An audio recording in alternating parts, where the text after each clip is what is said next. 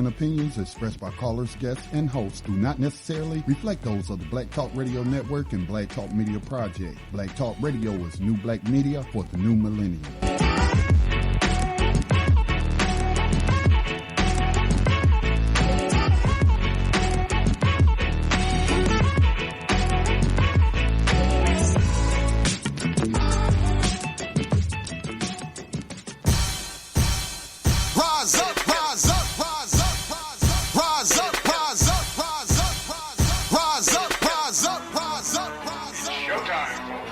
Lift your eyes up, let your wise rise up. See the signs of the times. If it's time, rise up, rise up. When death and hell dwell among all God's people, when those we chose and trusted have become completely corrupted and inherently evil, when the feast that feeds you starves our father's children, when snuff, porn, and pedo forms begin to get top billing, rise up. When famine claims millions, when justice gives blind eyes to billions, when the Lord's anger is no longer feared, if his protection is gone and your enemies are near, if you've seen the seas spill over and the mountains shake, break, and fall, if the moon ever turns blood red and you can't see the sun at all, rise up. No matter if the prize is high in the skies. Peace and welcome to New Abolitionist Radio on the Black Talk Radio Network, a program that seeks to educate, inform, and agitate on the issue of 21st century legalized slavery, hosted by social activist and spoken word poet Max Partis, with New Abolitionist and Actionist Johanna Elia, and Black Talk Media Project founder Scotty Reed. On this program, we discuss recent news on legalized 21st century slavery and human trafficking, along with projects and people who help combat it. Today is the June 14th, 2017 broadcast of New Abolitionist Radio, our 60th live broadcast, 5 years of making freedom great again on a black-owned network with black voices. We may not be the first, the best, the oldest, the most popular, the best funded, or the most organized abolitionist group there ever was, but there is not a soul on earth who can deny our widespread positive social impact within this fight without telling a bold-faced lie. Like my sister, the world-renowned poet Queen Sheba says, if you aren't applauding, you're hating. Check yourself. In this place, till this time, we stayed on point. We did our research, honored our ancestors, and inspired those who will be future ancestors. We've helped to build a multimedia institution with global impact called the Black Talk Radio Network, and greatly contributed to empowering the emergence of a revolutionary new abolitionist movement. We're not here to play games, gain fame, or get paid. Our goal is to see an end to modern legalized slavery and garner freedom for millions unjustly incarcerated in a system of legalized slavery. God willing, when we're finished here in this generation with this issue, we'll be hanging our hats up because the job got done and people got their freedom. A big salute and anniversary to NAR and everyone involved in its eventful history. The hosts, guests, listeners, and supporters. This thing is much bigger than just any one of us. With that being said, on this day in history, 1811, abolitionist poet and author Harriet Beecher Stowe was born.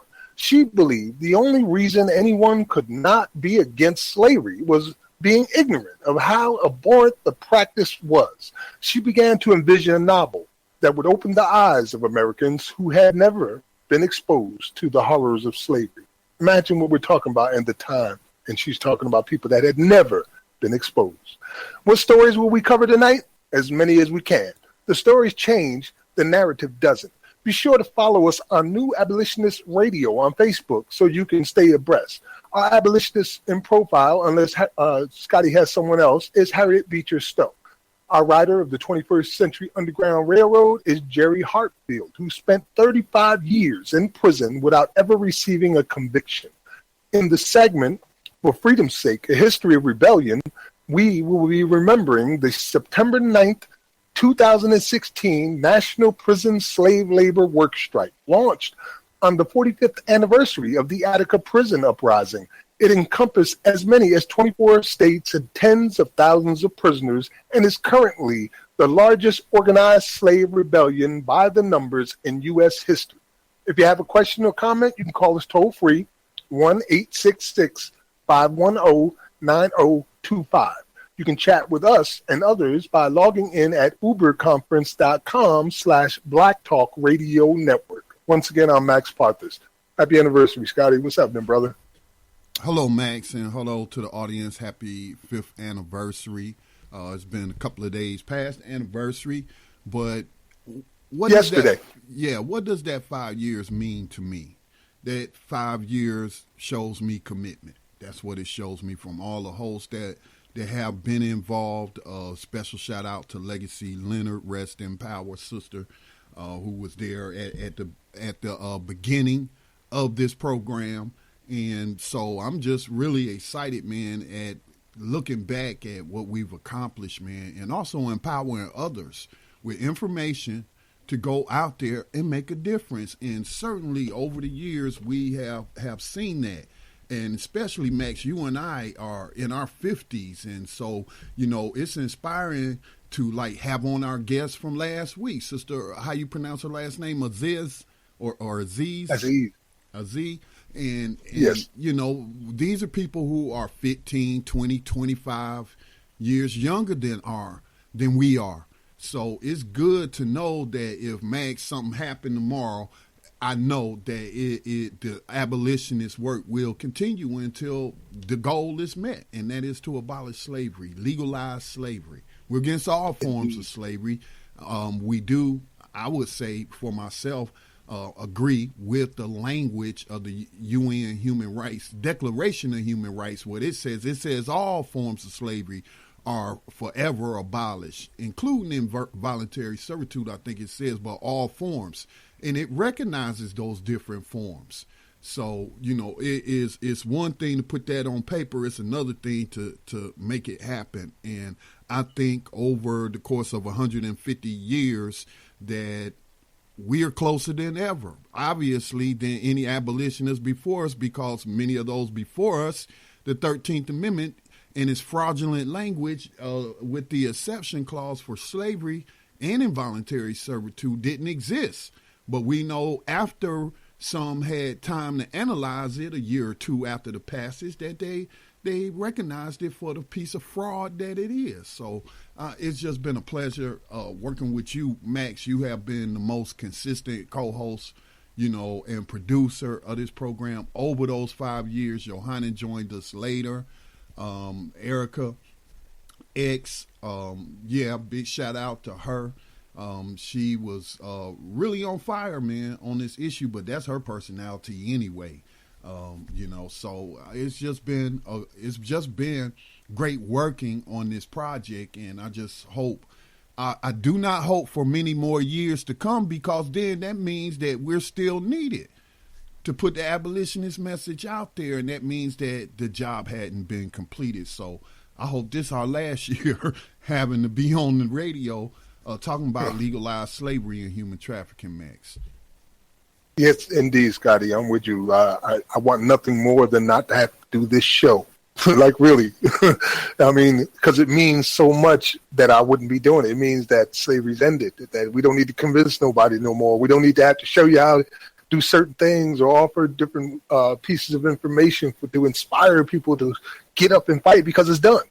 That would make me real happy. You know what I mean? I'm not interested in, having a career at this. I'm here for a purpose. And it has been wonderful to witness this rising phenomenon over the last 5 years. I'm not going to sit here and say that we personally inspired all of the stuff that was going on, but we damn sure gave our share of attention and made sure it got out there in a way that had not really been seen prior to that.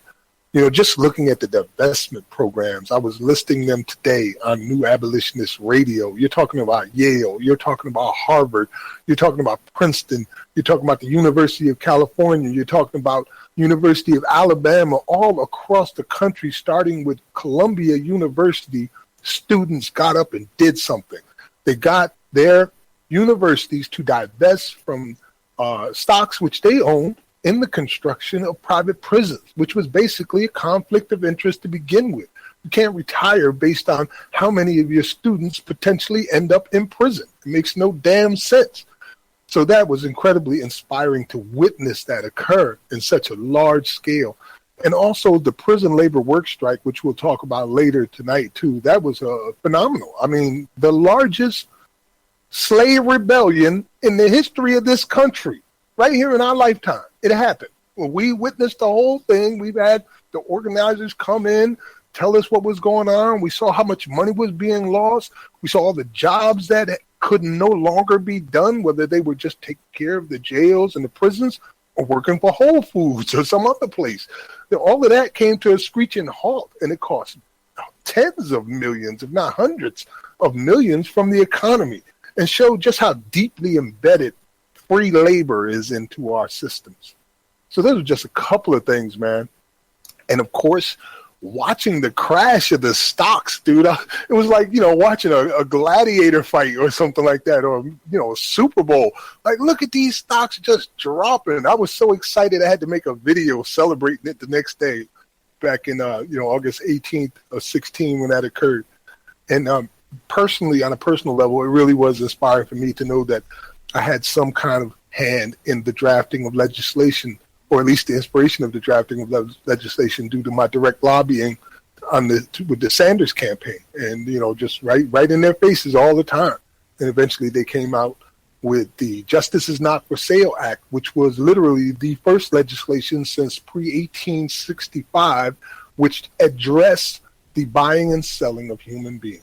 So they're just some of the things, man, over 5 years, things that are real, that are going to be around a while, that you're not going to forget, that did something, Yeah, and I'm also just remembering, as you brought it up, the largest prison slavery rebellion, or slavery rebellion, however you want to term it, in history, and that being reported right here on this network live, on using this digital medium, that many abolitionists, they were working with the printing press back in the 1800s and 1700s and word of mouth. And so with these tools, the number of people we've been able to reach worldwide, it would be a shame if we didn't take advantage of them. And to be able to link up with people actually in the conditions that we're talking about, who are actual victims of modern day slavery and human trafficking, and get their reports from the inside. I mean, I don't think, now I know other media outlets do that. And, because some of the activists, abolitionists on the inside have been punished for that, for calling in. Talking to the media and whatnot on unauthorized, what they call contraband, but phones. But we need that information. It's worth the risk, because some people won't believe it unless you show them pictures of the mold on the walls and the inhumane conditions on the inside, and how people are being treated and how they look after they've been beaten, and so, I mean, even from a media standpoint, as a media professional, we made some groundbreaking history, not just in the abolitionist, movement, but also in this industry, with our ability to connect those on the inside with the outside world. As a matter of fact, you have a pretty decent title right now with the Black Talk Radio Network, largest multimedia black-owned network in the country? Largest in the world, independent. But even the largest ones don't have as much content as what you'll find on Black Talk Radio. Indeed, so, brother. Yeah, those archives are something that's going to be around for generations to come. As long as we can keep paying the bills and making sure the platform stays up, so... Yes. And, we've given out a lot of information and a lot of insightful suggestions that have borne real fruit. An example would be when we really started going in on how the prison industry wasn't a self-enclosed system by itself, just the jails and the prisons, but there was these other industries that were feeding off of it just as large, like the private for-profit probation companies. You know what I mean? And when we started seeing these different industries, which were leeching off of these human beings in ways that were unimaginable, it dawned on us that maybe we should start applying RICO charges to, these really industries. Man, in less than a year, it started hitting. Right. Right. So, yeah. I don't know if we predicted it or inspired it, but it happened. You know what I mean? Considering that this is a specific topic that nobody's really, this program solely focuses on modern slavery and human trafficking. Okay? We don't focus on anything else. All the other programs, they have various topics and various guests on different issues. But the only issue we focus on. So when people go to the web and they do searches on the issue of prison slavery, modern slavery, even if they put in that term we don't like, mass incarceration, chances are they're going to come across some content that we have produced. Again, 5 years worth of content online. So right. I don't believe in coincidences. I just believe in, just speaking words. You never know who's listening that may have the power to bring those words, those strategies we talked about, into fruition. And we saw the result. That started with the Ferguson report from the FBI, who said that they broke federal laws. So the question then became, well, what federal laws, FBI, Department of Justice, did the city of Ferguson and the police department break? You never named them. So that led us to start speculating, what could we charge them with? That's a federal law. And that's when we concluded that RICO charges would apply to much of what they're doing on a local level. I would even say on all levels. Federal government as well as state governments, and then little city municipalities, the county level. That's what they're doing. They're engaged in an organized crime against humanity. Yeah, and it's a nasty business where, you can be a good person and be in this system and still be helping to support modern day slavery with every hour that goes by of your career. It's just a shame to see how embedded it is in everything that we do, and people are so compartmentalized with their thinking of their own vision of what they see, that they don't see the bigger picture so often. I mean, literally, when the story broke about Marissa Alexander, and she was going through her case where they were trying to get her through that plea bargain, and she was facing years in prison for firing a warning shot when she was about to be assaulted. In any case, we had the attorneys on air, and none of them knew about the 13th Amendment. And that started making us think, a lot of these intellectuals don't know anything about the 13th Amendment. We're talking about historians that don't know it, and there's an exception in there. We're talking about, people who have spent their entire lives in law enforcement and as judges who have no clue that the 13th Amendment had an exception clause until it got pointed out to them recently. Thank God for the documentary by Ava DuVernay. Another thing we witnessed unfold here, where that really brought the item to light, where people had to start examining it all across the country. In every university and college and every corner, everywhere he was doing it, people were talking about it. Yeah, again, media. Malcolm was right, and he is the person who inspired Black Talk Media Project with his commentary on media being the most powerful entity on the face of the planet because it can control the minds of the masses, make the innocent look guilty, and the guilty look innocent, and that's power. And you need media in order to produce programs that's going to push the propaganda that you need to put out there. And I don't mean propaganda always in a negative sense. I use that term generally sometimes. So yeah, man, it's just really a lot that's going through my mind like right now. But we did ask for callers. I asked as a matter of fact, I got a couple that's calling in to a little while as well. My son and of course Tribal Rain both want to say hello to everybody. Yes, well, we have a caller. Bring them in at one point. We have a caller on the line who wants to chime in, and I believe this is Brother Davis, who is co-host on Wednesdays of Tando Radio Show. Brother Davis, did you want to share something with us tonight?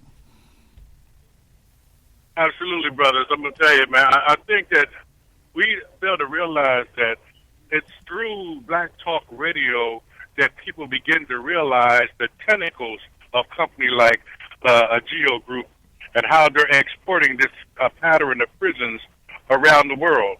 Because literally they're incorporating other corporations that, like the telecommunications, that what they charge prisoners to just call home, those things that we see as being very minor have literally been a booming business for another avenue connected with this prison industrial complex.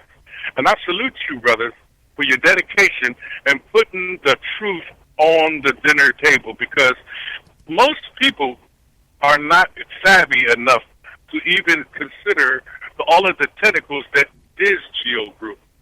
So when I see that these prisons today and how they're operating, it is nothing like we thought they did when we were coming up. This is a different time. And that new bill, that H.R. 2437, which I spoke about on tonight's Tando show, that's even more of a influence on how they want to control and give the slave hunters the right to kill indiscriminately. And I think through Tando Radio, Black Talk Radio, and this specific show right here, we can give them the understanding that regardless of what goes on, we got to find the areas in which we can do something and focus on them. So I salute you, brothers, for that. I just wanted to add that. All right. Thank you, Brother Davis, man. Indeed. As a truth bringer yourself, that means a lot to me. You know, and you hit the nail on the head. We're not bringing anything new to the table. We're just bringing the truth to the table. The truth defends itself. The truth proves itself. All you need to do is get it in your hands, and we have been doing that, putting it into people's hands to work with. The name of the bill that Brother Davis spoke about on Tando Radio Show is something I also reported on in a BTR News report about. It's called, if you just Google, Back the Blue Act 2017. Back the Blue, as in, quote unquote, Blue Lives Matter, Back the Blue Act 2017. And so that bill, he accurately described it earlier on the network as it will basically give police officers, law enforcement, period, just carte blanche to just get away with, justify every killing that they do. And to prohibit people from being able, like the families later might sue. You then took the sole breadwinner out of our family. He had these children or she had these children, and it was a wrongful stop, and it wasn't, by common sense, not justified, but we know how the system works. And they will rule these shootings justified, or DA will refuse to charge them. Well, the avenue that would be left to families outside of violence would be to sue them for wrongful death. So this would seriously hamper even a family member's ability to seek compensation for that loved one. I didn't want to say justice because it's not justice, but compensation for the loss of that energy that has been taken from that family. So it is a very important bill that people should read up on, and it is another tool for modern day slave trafficking. I kind of expected things to come like that because we're in a war, you know what I mean? And they feel, because you got to try to put yourself in their mindset to some degree, that they feel that they're under attack. Suddenly, all of these cops are being charged and prosecuted for things that they would just do on a normal day any other time, and all of a sudden, everybody's up in arms. They're tired of the killings. There's a video of somebody being murdered every 3 seconds, and on and on and on, and they feel under siege. So they feel like they're doing this to protect their brothers and sisters to which they have the utmost loyalty as fraternity members. So this and more can be expected. The same thing can be expected from the prison industry itself. It's not going to sit there and die because we got mad at it. You know what I mean? We saw what happened with the Trump campaign. As soon, the day after the stocks dropped on August 18th of 2016, the GEO Group took it upon themselves to break the law and go and invest $200,000 and some odd into the Trump campaign immediately. And guess what happened after that? On the day that Trump was elected, all the stocks on Wall Street were going down except for one stock, and that was the prison stocks, which have since seen more than 100% increase in value. Yeah, it's a shame, Max.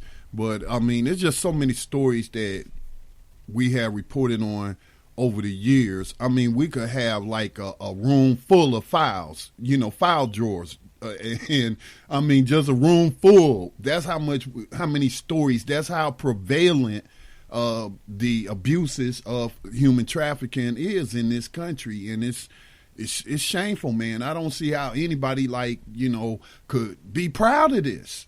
You're number one. Everybody likes to talk about the USA is number one, but they never talk about they number one in incarcerating their own population and making and producing profit off of human bodies. They're number one in that. Claim that. Indeed, man. Indeed. So the narrative has really been getting out there. And just so many moments, like, witnessing the young lady out in, I think it was Ohio, during the Hillary Clinton campaign on national television, telling Hillary Clinton, this is modern day slavery. That's what people are calling it. And what are you going to do about it? Oh, my God. I just couldn't help that was smile. One of the primary town halls or debates, right? It was a sister, a black woman. Yes, indeed. We have the video of it. That right there, I don't think the average person understands the significance of that woman asking that question. And she may not, I suspect she didn't even write that. She might have wrote mass incarceration down on the paper, because they try to control everything, including the questions that you're going to ask of one of their puppets or profiteers. And I bet she changed it up. I bet she changed it up to slavery and added that. That is very important. I cannot stress the system knows how important it is, but I wonder how many of the masses know just changing the words, the language. And it's not like you're being deceptive like they are. Like when some of these private prison companies pick their names and call it kitty daycare or something like that. I think that juvenile detention facility out of Pennsylvania called itself, or Correction Corporations of America being forced to change their name to Core Civic now to try to hide the fact because it got a bad rep of what they're engaged in. So it is, the word is powerful, but I don't have to explain that to a spoken word artist. Word. When I came into this game, when I started day one, Scotty, with you and I and Erica X, the first thing that I knew was that we had to get two words into the lexicon: slavery and abolition, because abolition is the answer to slavery. If you get one in, you're going to get the other with it. And we worked on that really hard, because that was the truth. Mass incarceration is the lie, because they didn't call the fugitive slave laws mass incarceration then. That wasn't mass incarceration. They didn't call the transatlantic slave trade mass incarceration. They're calling this mass incarceration. And that's because it leads directly to the 13th Amendment in 1865 and the immediate transfer from chattel slavery and the individual being able to own people, to the state taking control of it after the Civil War and changing it into convict leasing, which basically was the exact same thing. But instead of being on a plantation, you were in a prison cell. And it even made matters worse, because as Jay Mancini said in his book, the only difference between convict leasing and slavery was with criminals or convicts so plentiful, they were seen as disposable. And that's how people became. Because as a slave owner, you had some care for the people underneath you to make sure that they stayed alive to be able to do the jobs. In these prisons, particularly in the early 1900s and late 1800s, they didn't give a damn if you lived or died. Just as long as you got up and went to that mine every day, or to the railroads every day, or wherever it is, they sent you. There was no monetary, there was no personal monetary investment. So therefore, if you died, in those mines or on the railroads or wherever or back on the plantation that you got leased out to, that's why it was called convict leasing. They were leasing human bodies, just like you going to a doggone U-Haul place to rent a truck. That's exactly what it is. And it's going on right now, people. I was just reading an article, a local article, out of Charlotte, and it was talking about the North Carolina legislatures are talking about getting rid of the prison, litter crews that pick up litter on the side of the road in North Carolina, which I had gotten into pretty a heated discussion. I ain't gonna call it an argument, but a heated discussion with the staffer of U.S. Congressman Patrick McHenry when he tried to tell me a couple of years ago that, oh, that's not really slavery, them picking up litter and things of that nature. And I'm like, that's not all they doing. So in this article that came out yesterday or the day before yesterday, and they're mainly Republican, but I'm not a partisan guy, but the Republicans want to get rid of the prison slave labor just on the litter crews, because they say if you hire private contractors that, you know, they could spread out because they're not under the same rules as these prison slave labor crews, where they got to be within eyesight of the overseer. Private, you know, people out here, citizens, they could just, you know, they don't have to be so closely supervised, so that would save them money. And I'm like, how would that really save them money when you ain't paying these prisoners nothing? And it said less than 70 cents a day, making about 70 cents a day. So this is probably about 8 hours of work for 70 cents. And so, but the other thing was the article also said prisoners in North Carolina work in 30 different industries, from printing, that's like your business cards or T-shirts or whatever they printing up these days. They work in that area. The farms, which I knew because when my youngest brother was 10 years a slave, that's where they had him one time, on a turkey farm processing turkeys. And so we reported on that happening all over the country. That's some of the industries that prison slave labor is utilized in. So what really angered me about the article is that they're concerned about, they want to stop this, not because it's slavery. No, they want to stop it because they feel like they can save money, even though you ain't paying them but 70 cents a day. And then what you're paying them from is, from the article said, the profits that they making from the other 30 industries that the prisoners are engaged in. So I'm like, you know, that just show you where these people's hearts are. That, you know, they just trying to save the state some money and give a bone to some private contractor, and slavery ain't got nothing, it doesn't even figure into. And then what angers me, Max, is slavery in the North Carolina Constitution says it was forever abolished. That's why I've been thinking about running for state office. Its counterpart there, which was the indentured servitude. So well, still have they have that indentured servitude loophole, but these guys, because of what Brother Davis was talking about, the services cost so much money, they're not getting good meals, so they purchase high price food that's a little more nutritious from the canteen, and they ain't making, but again, if they work 8 hours a day, 70 cents a day.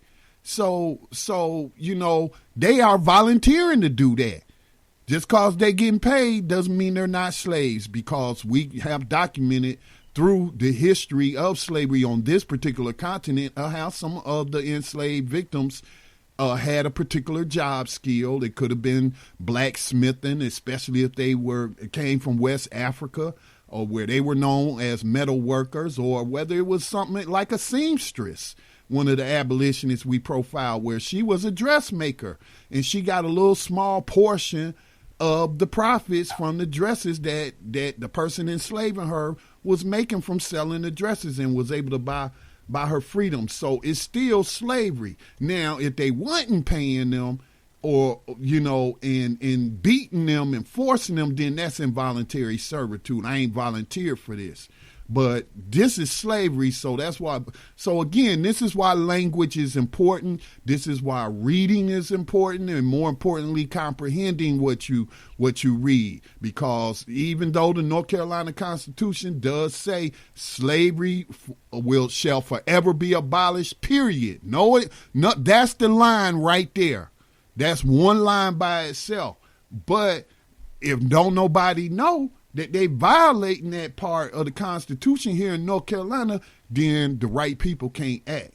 So it's like my mom said to me earlier today, which has been said a million times, our people perish for the lack of knowledge. We don't even know how to use the tools that are available to us in when we're talking about nonviolent resistance.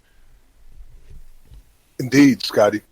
There's a list that I just put on New Abolitionist Radio. If you're a listener, make sure you follow the page in real time, and you'll be able to get a hold of all of these things, or at least visit the page, like it, make sure you like it, and check out all the information.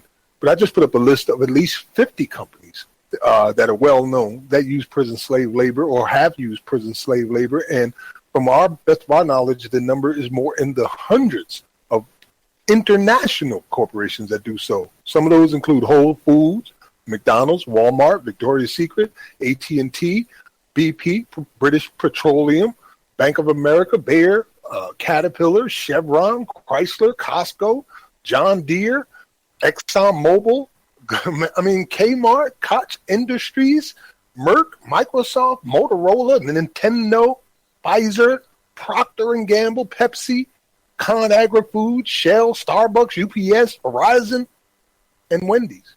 And that's just some of them. And these are all well-known names that are doing things like using prison slave labor to make their uniforms for fast food restaurants, or the cup holders that you put your French fries in, or even processing the meat, or AT&T with call centers built into the prisons. And they've been doing that since what, Max?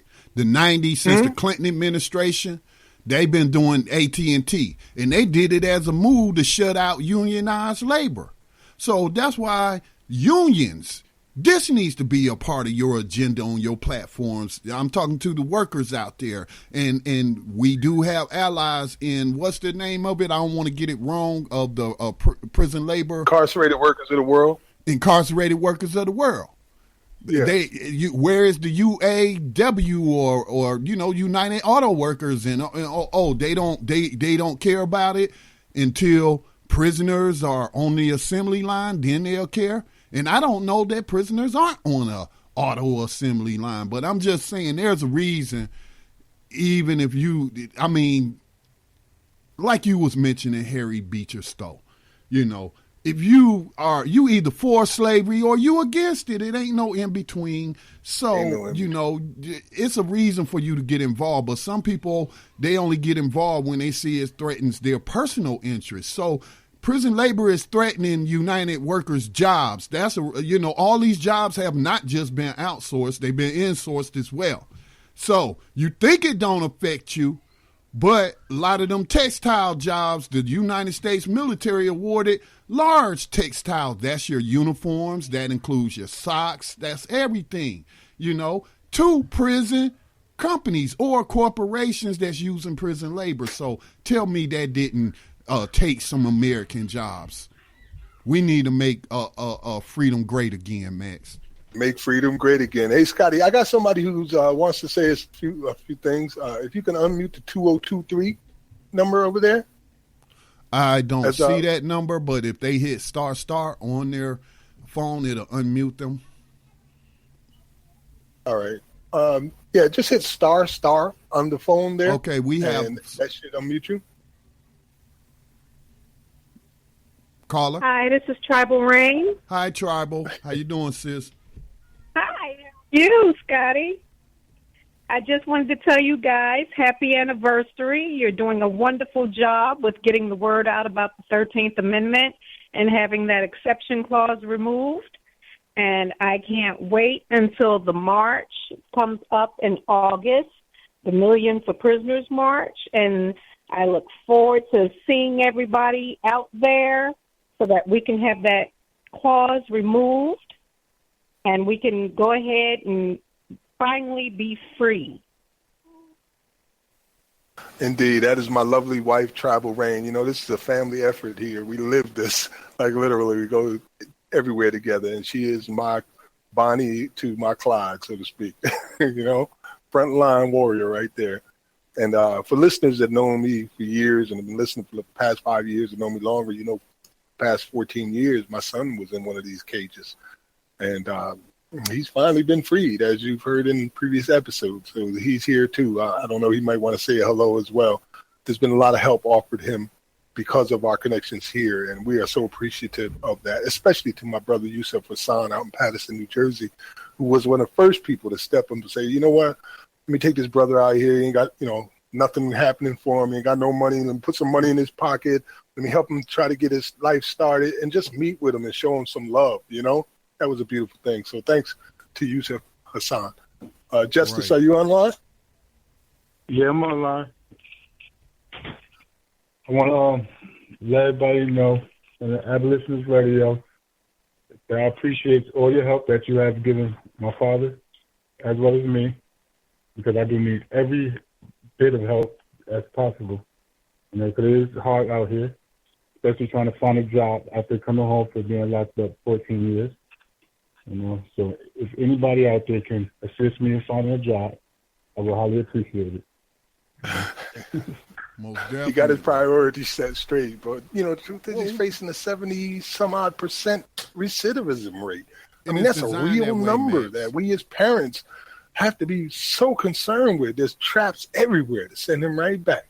And they're already trying to do that in a variety of ways. And I know a lot of families out there go through what we go through.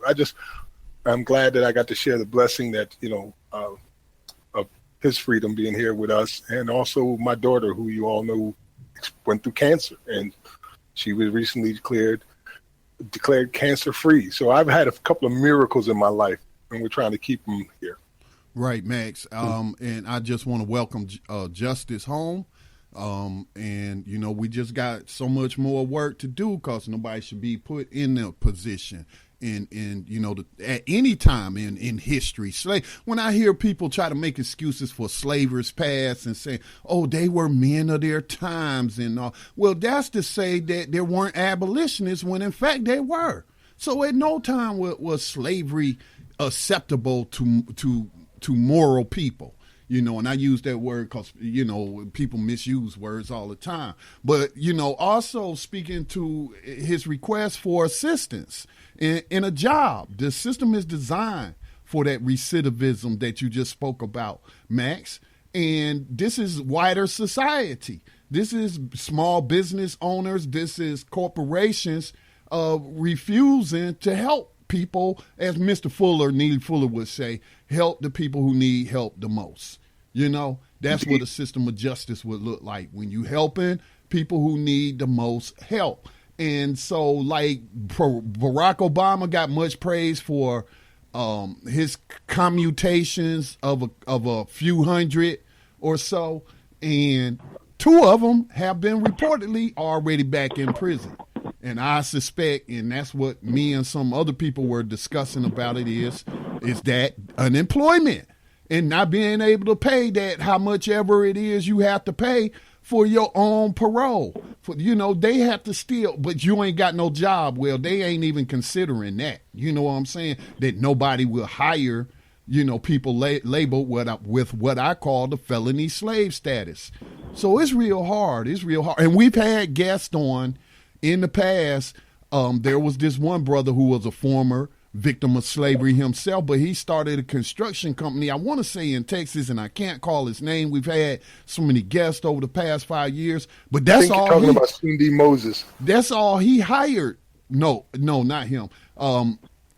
That's all he hired was quote unquote felons, because he knew how hard it was. So once he built himself up and started his construction company, that's all he would hire, even though he had to pay higher insurance premiums because of the felony slave status. Okay, so that's very important. That's an area that a lot of focus needs to be put on, especially among the business community. Yes, a big shout out to Brother Christopher Irving in Baltimore, who really helped drive home the idea of collateral consequences that we have to deal with once you get that exception applied to you when you're no longer a person, you lose all your rights. And, he pointed out the very many ways that they make this trap so you can go right back in there. That's why it's at 70%, and we're dealing with it here with my son. We've already went to places where he had to fill out 45 pages of application where they wanted to know every detail of why he was in prison and all the case records and reliving it all after already paying your dues. And then when they finally got the application, they take him into this place, and he's 3 hours inside, where he's got to talk to all of these different people. And then he comes home and he sits by the phone and by the email waiting for them to reply. And they send him a message saying, you didn't reply to our emails, so we are no longer considering you for employment. Like, you didn't even send one. So, yeah, that's the stuff we got to deal with. Because when they read it, they go, oh, and you can't express the truth of what the case may be or how it's dealing with. You have to give the literal facts as applied by the court. And we know how these courts word things. Yeah, I think Spirit or either Tribal Reign has some more comments for us. And then we have someone I'm going to say is Miss Dukes. So all right. We'll go with 2023 first. Did you have something additional you wanted to add?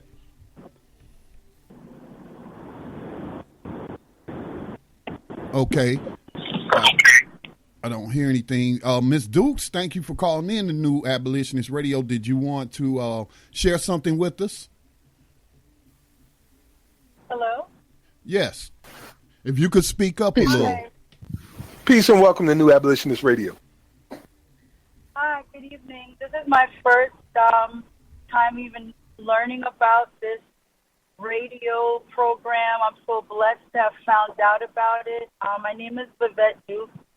My husband, John Dukes, has been incarcerated for 18 years in Sing Sing Correctional Facility.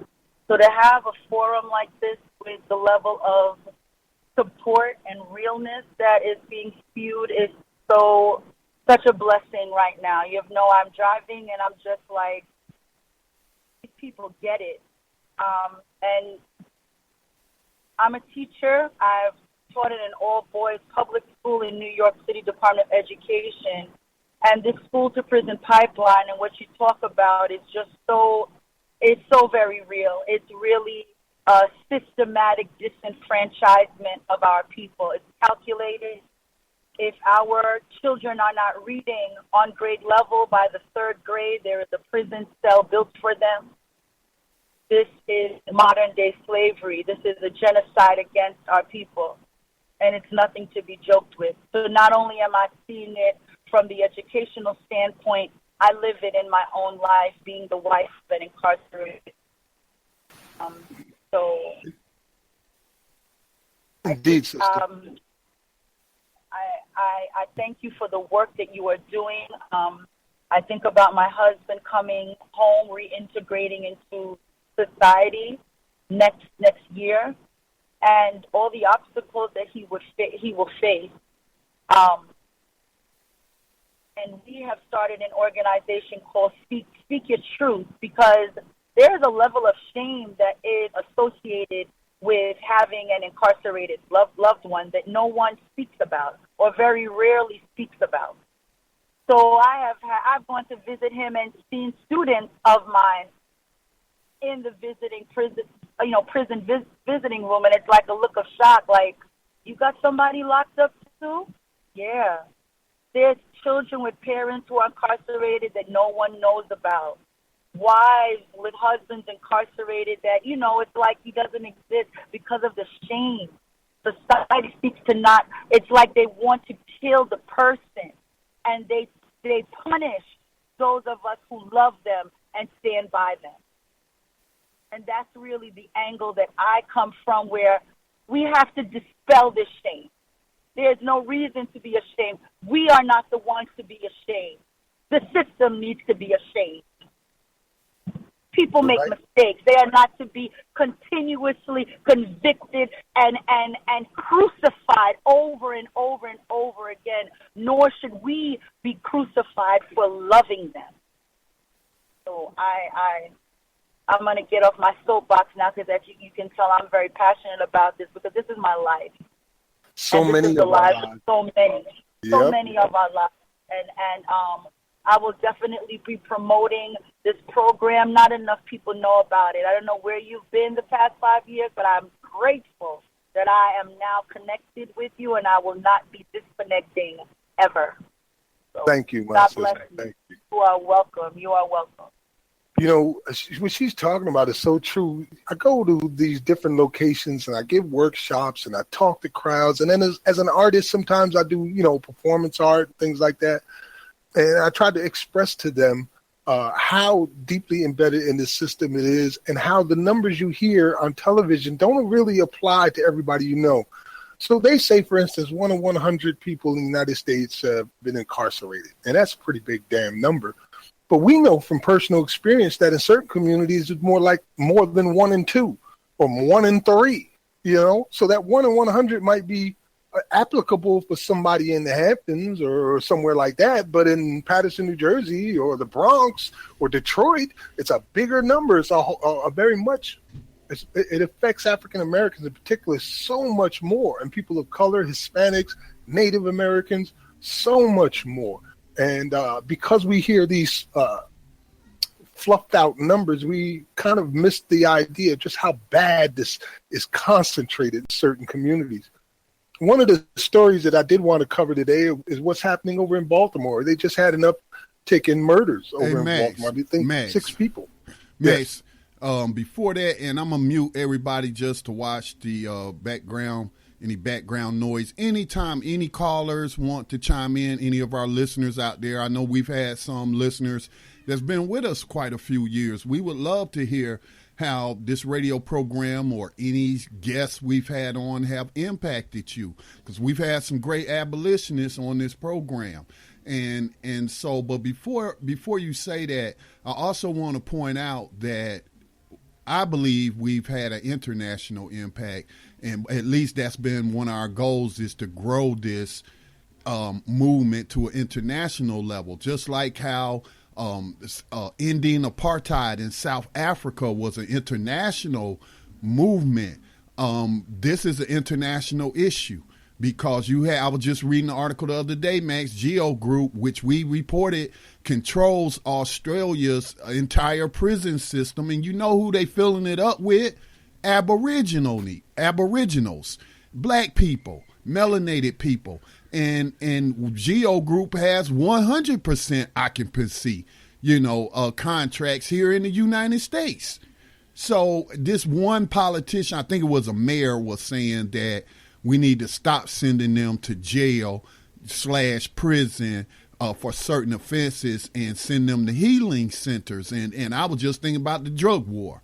You got Jeff Sessions now wanting Congress to revoke 2014 rules it put in place to prohibit the Department of Justice from arresting people at marijuana dispensaries in the states that have legalized it for those purposes. And he wants to overturn that. So,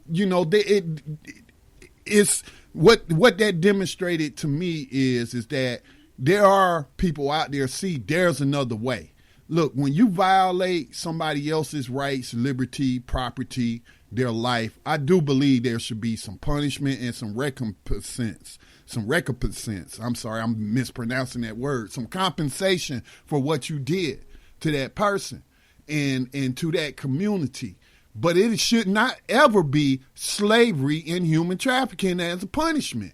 And we need, especially if we're talking about the drug war with nonviolent, victimless crimes, you're supposed to treat that, like Ron Paul said, as a medical issue, not a prison issue, not a crime issue. This is a medical issue. All right, addiction is a medical issue. And number one, you're not even trying to stop the drugs being distributed across the land because, as we reported, Michelle Lionheart, the former head of the DEA, a holdover from the Bush administration and worked, I think, all the way through the first term of the Obama administration, had a deal with the Sinaloa drug cartel to allow them to smuggle drugs all the way, some route, known drug route from the border, southern border to Chicago. This was in the article. And shout out to the, he's dead now, but I just want to recognize one of those journalists in Mexico that kind of broke this story. I don't know if it's him that got killed, but this guy was known for writing these type of stories that recently got assassinated by the drug cartels. But that's the U.S. government with a deal. And all the Sinaloa cartel had to do was feed them information they gathered about their rival gangs' shipments. Well, I mean, wow. How is that stopping drugs? How is that solving the problem of the drug war? Seems to me some people want these things to continue because they making money hand over fist in all areas. So, yeah, I just want to point out this is an international issue. Slavery is, in fact, global, in violation of the United Nations Declaration of Human Rights. Scotty, you ain't got to convince me, brother. Just today, I got confirmation from people in Ghana, Africa, who said they are going to make arrangements for me to come to Ghana and help them start an abolitionist movement there. Like just today. And this is not people I reached out to. This is people that heard us and decided to reach out to me. So, I've been talking about it for a couple of months, and it looks like it's going to happen. So, and we've also reported here on Scotty on how this model of enslavement has been duplicated all over the globe. You mentioned Australia, but also in Turkey now, just recently announced they're going to build 164 new prisons for over 100,000 dissidents. And dissidents is the word that they use. Like, wow, you were just going to start throwing people in jail for profit and leave the rest of your citizens to pay the bill. That's how it works. And the same thing applies in Haiti, where the GO group now is building prisons in Haiti. They are going to make arrangements. Okay, Brother Davis, hold up. We're getting some background noise off you, Brother Davis, and to the other callers. Max, we got 2 other callers, plus Brother Davis. Well, looks like let's take our break, then take our callers, and then I'll talk a little bit about the Baltimore. How's that work for you? That's what I was about to suggest. You read my mind. All right, you're listening to New Abolitionist Radio, celebrating our 5th anniversary here on the BlackTalkRadioNetwork.com. We're going to take a couple of messages, and we'll be right back after this.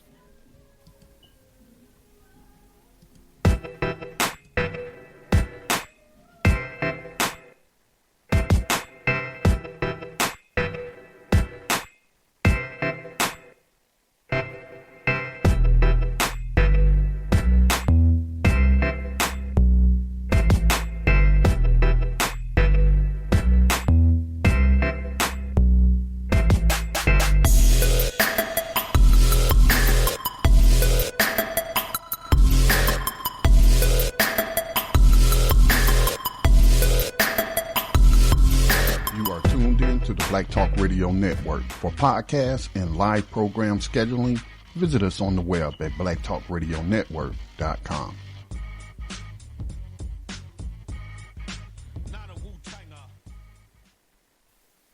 Peace and welcome back to New Abolitionist Radio. We want to take a couple calls. So, Scotty, who's next on our list? 757. Please, thank you, first of all, for calling in to New Abolitionist Radio. Please share with us tonight what's on your mind. Scotty and Max, this is Otis again. What's up, Otis? Otis is one of our biggest longtime supporters, helping to spread the word in ways that are I can remember I'm calling in to sing your praises. Facebook, I've been plastering y'all everywhere I can on Facebook and Twitter, but I called in to tell you Scotty was the one that kind of got me to stop shying away from confronting people, because I can remember vividly about 5 years ago leaving from a little conversation with some guys I grew up with about SROs, school resource officers. So there had been an uptick on Facebook about how they were mistreating kids in school and slamming these girls and all of that. And I was talking about it, and people kept telling me, well, they're not police, they're not police. And I happened to see, I didn't really know who y'all were until I saw Scotty chime in on one of the threads. And then I followed to this Black Talk Radio Network, and I'm telling you, it's made it so much easier for me to confront people without getting my blood pressure up. When I found out Scotty had such a large archive, and then listening to your poetry, I'm telling you, I spread it so often. People come on my message page and ask me all the time, do I work for y'all? I said, no, I just spread the message. The abolitionists, that's something we have in common. And I argue with attorneys, especially some of these people like Mark Lamont Hill and Jonathan Capehart. Some of those people that block me because I stay on them, because I get upset with them saying you got sheepskins, and you talk about being a doctor, and you had all of this study, and you can't get past 47 words that tell you this is an exception to slavery, and that's what's happening to these people. These people aren't going to jail because they want to. And a perfect example is the Khalif Browder. When I tell them, if you think in this country there's over 2 million people in jail, that he's the only one that went to jail by accident, your sheepskin is worthless. You're not using your brain. But I applaud you guys because your tenacity and the way you drill down with just the facts. I love it, and I'm telling you, I'm like you. I hope your career doesn't last longer than this year. The sooner we get this mess of the 13th turned around, the sooner some of these problems can start being erased in our community, because you don't have to worry about slave catchers. I applaud your work. Thank you, Otis, and we appreciate your support over these years, man. Like I said earlier, it's not like we're coming out here with some new product. We're just giving you the truth, something that's been hidden from you for 152 years now. For some reason, nobody wants to talk about the exception. As you pointed out, Mark Lamont Hill, he did a video about the 13th Amendment, and then he acted like he never did a video about the 13th Amendment. I mean, he went right back to reform, and people are holding these two conflicting thoughts in their mind. 13th Amendment allows for slavery. What do we do to fix it? I know. Let's reform prisons. Yeah, let's reform slavery. It makes no sense. Yeah. Otis, did you have something else? And Brother Davis, we got you on deck next. Otis? The only other thing I was going to say is I'm still trying to find a way to put some of these politicians and these pundits on blast, because I finally found a couple of leads to show why Core Civic and all of these people can make so much money. They are donating tons and tons of money to the legislators. And, I mean, statewide, from state level to local, you name it. Softball teams in localities, they're pushing so much money. And another thing is they figured out how to get around having to deal with large metropolitan centers. They push these jails in places that have already small rural areas and become the dominant employer. They make it almost impossible for people to want to recognize what slavery is, because their paycheck depends on it. Mm-hmm. And that's the plan, man. This is constructed. Even the crime-filled areas we live in are constructed to maintain this, to create more criminals so they can keep putting them in prison. That's why they call certain areas $1 million blocks, because they generate so much money for the prison industry that it's over $1 million in annual revenue just from little blocks, one little area where they're hunting people. Right. And that has an effect on a community over a course of time. When you start doing that to them, you're not preventing crime now. You're destroying legacies and histories and preventing futures and taking away opportunities and ripping families apart, so they have to find some chaotic new way to restructure themselves in order to survive under the circumstances that you purposely put them in. I just posted something from our friends at The Real News, where they talked about the forgotten history of how the government segregated America on purpose, using the banks and things like that. Now, if they do that with the land and the locations of the people, they'll do the same thing with the prison systems and slavery systems and turn it into economic booms. That's what they use to launch some of these damn communities. We'll build a prison in your community. They did that to my community with the Passaic County Jail, and it destroyed my entire freaking family. I mean, ripped us apart. We lost our homes. We lost our property. We lost our wealth. Our children went in and out of these prisons and jails, and they were hunting us like we were just wild game in the streets over something they called our drug war that they created. Right. Well, Max, we do have other callers, so let's get Brother Davis on. You know how time slips by on us. Yes, sir. Brother Davis? Hey, brothers.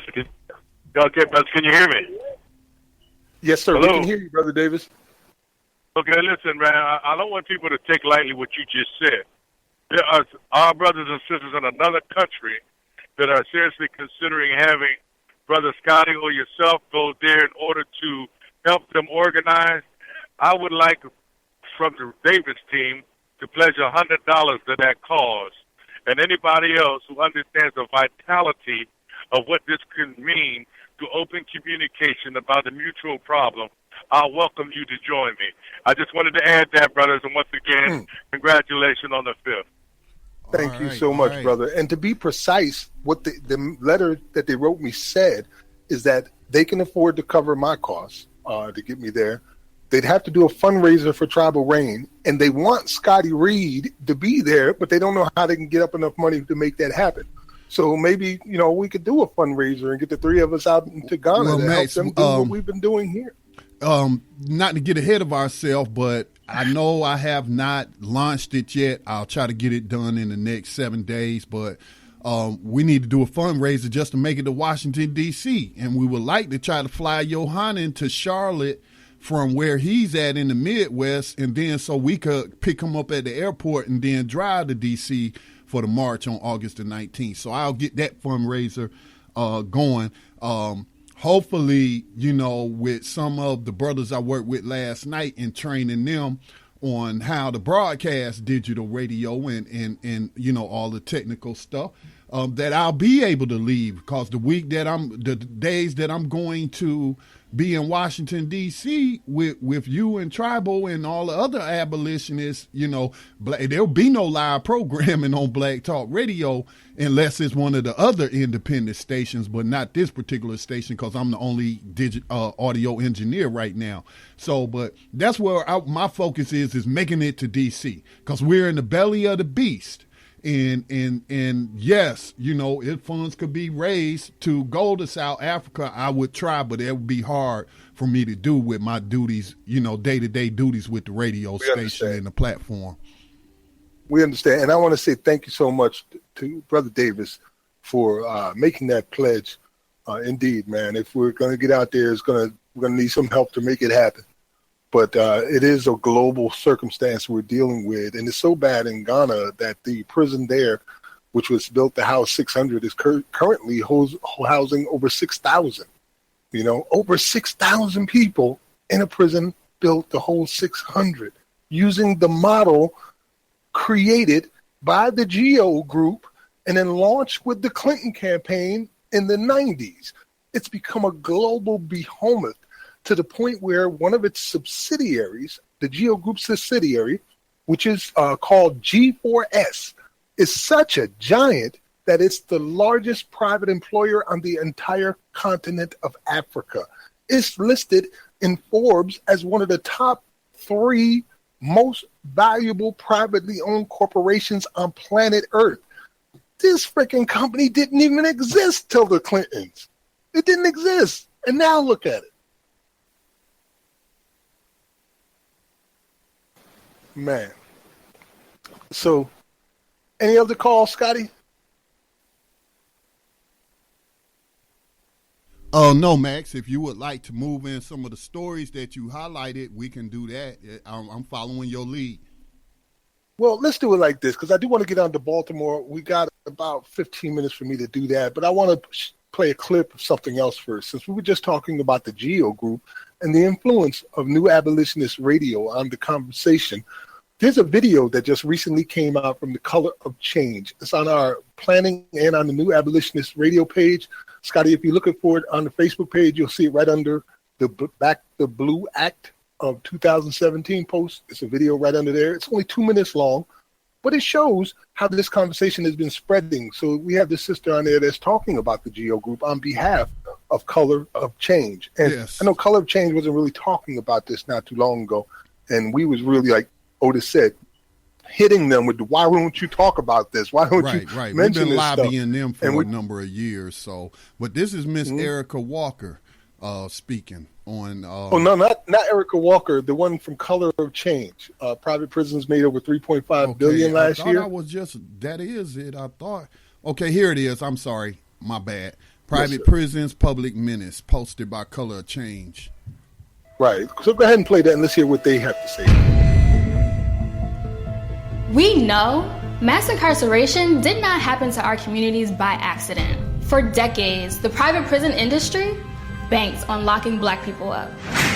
From the Nixon administration to Reagan and Clinton, politicians fought hard for tough on crime policies like the war on drugs, which led to the increase in the prison population. In 1984, we start to see companies like Geo Group emerge. Since then, companies have lobbied big, spending over $35 million on policies that hurt black people. What did that buy them? Well, in 2015 alone, the private prison industry raked in $3.3 billion.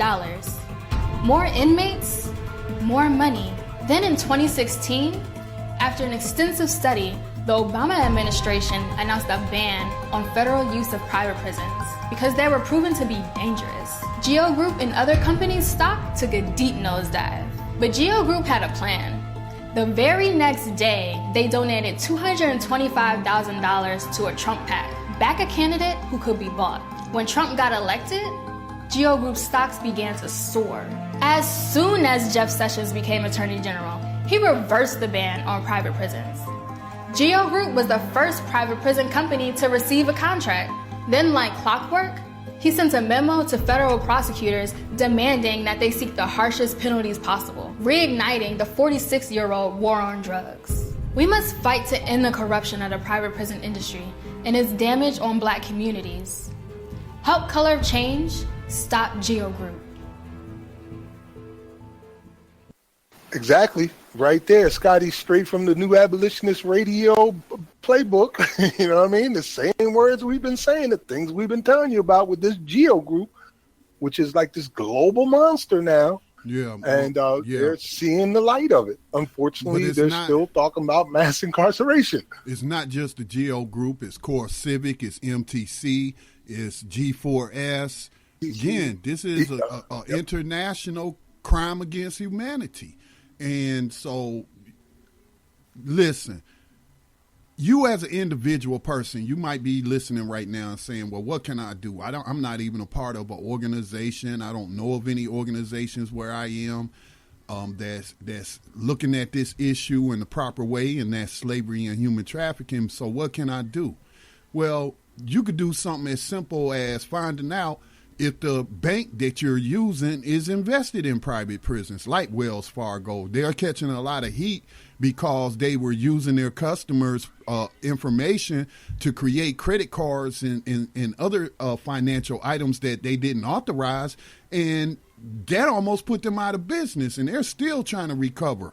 That's Wells Fargo. That's the same Wells Fargo that has been in existence and involved in slavery since the 1800s. I think they were formed in 1850, you know, as a stagecoach company, but also involved in banking and what have you. So that's what you can do as an individual. Make sure that you are not banking with a bank like Bank of America or Wells Fargo or any of the other banks that are taking your deposits and investing them in private prisons. So that's something you could do. If you are a church-going person, you got a pastor, you got some deacons, request to speak to them about where they're putting their deposits as a community, that church. Lots of money come into the black community come into the black church, or all churches. Let me not just put it on black people to end slavery, but all churches. How much money they take in, and then where are they placing those deposits? This matters because those institutions then use that money to profit from slavery and human trafficking. You know, maybe you're an investor. Maybe you got a 401k. Or do you got Walmart stock? Do you have Microsoft stock? Do you have what's the name of the coffee company? Starbucks stock. Divest.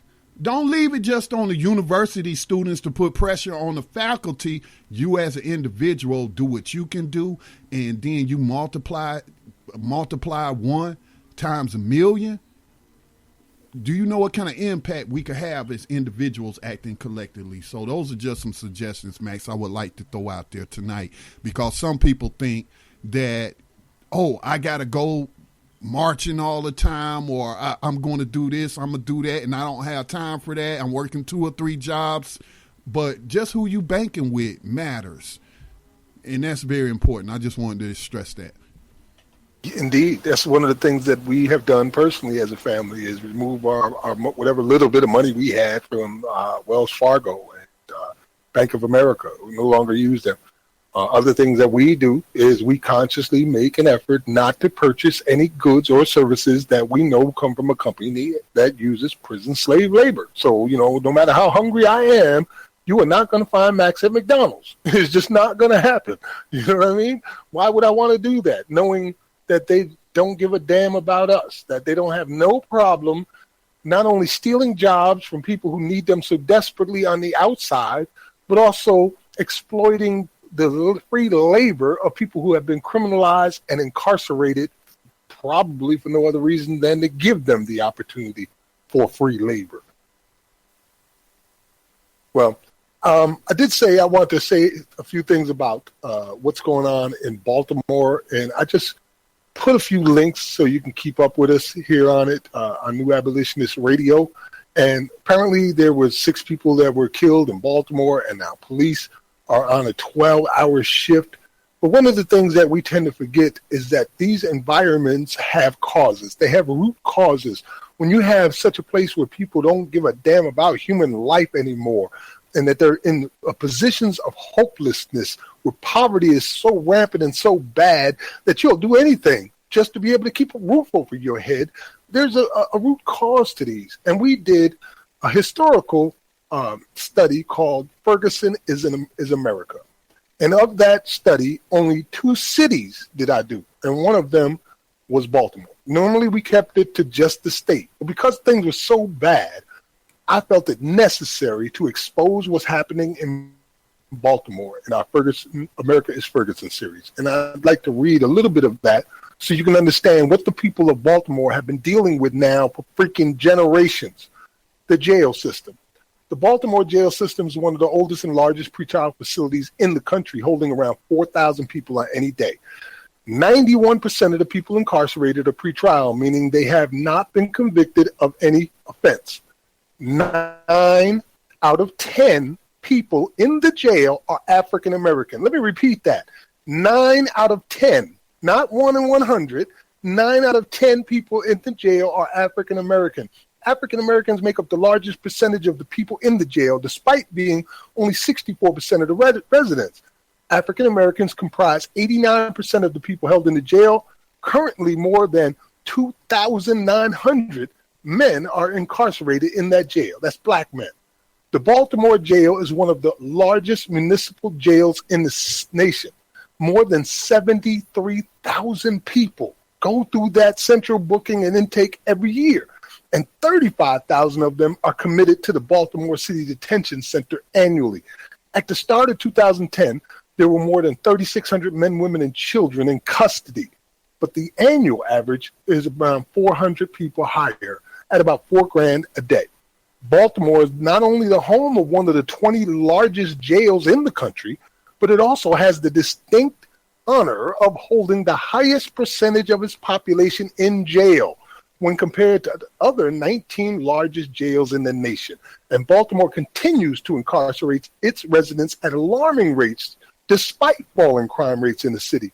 Research does not support the idea that more incarceration equals less crime. It's actually the opposite. While counties and cities that pay for their own detention facilities have a financial incentive to limit the number of people in their jails, Baltimore does not. And residents all over the state of Maryland pay for the often overcrowded facility at about $150 million a year. Currently, Maryland is in the process of planning for 2 new facilities at the jail, one for kids 14 and older who are being tried as adults, think about that, and the other for women, at an estimated cost to the taxpayers of $280 million. You can read this entire a report that we did on Baltimore on New Abolitionist Radio.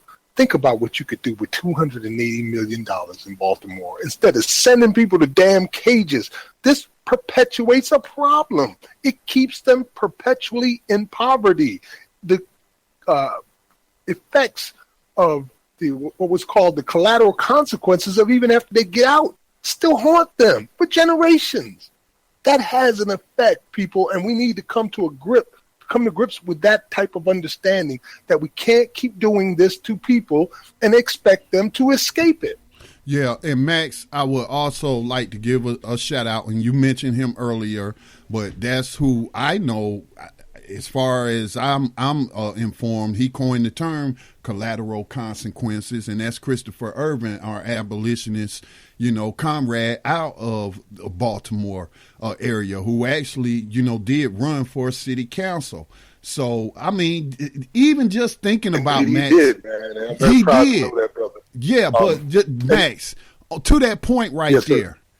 5 years ago, I had never heard of any candidate running on the abolitionist platform talking about ending slavery and pointing to the 13th Amendment. Within the 5 years since we've launched this program, how many can we count, Max? How many politicians, whether they was running for Congress? It's been about a dozen now. Say that. It's been about a dozen now, and if you count Bernie Sanders and the Justice Is Not for Sale Act, we can say that we've had an abolitionist run for every level of office in the land. That's true. Within the last 5 years. And I think the first one was Reverend Ajabu out of Indianapolis, right? He was running for Indiana.